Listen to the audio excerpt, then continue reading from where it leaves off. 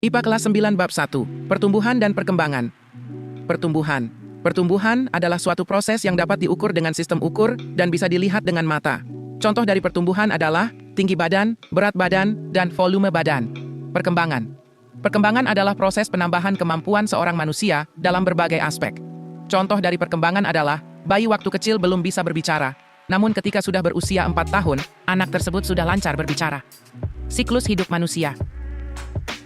Proses perkembangan bayi mulai dari fertilisasi hingga menjadi seorang bayi. Fertilisasi sperma dan sel telur saling bertemu, hingga terjadilah fertilisasi pada tubuh wanita.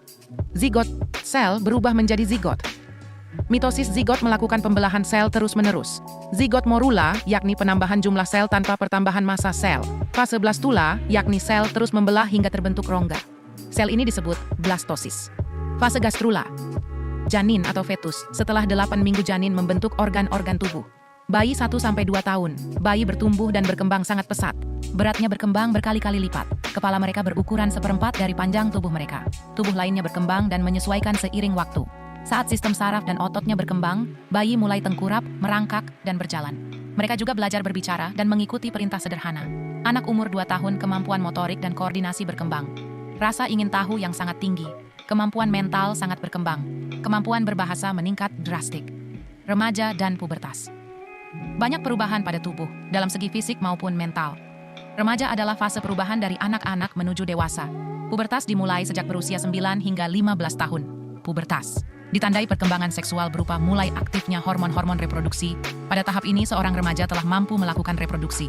Hormon wanita, yakni estrogen dan progesteron, memperlihatkan perkembangan seksual sekunder, berupa dimulainya periode menstruasi.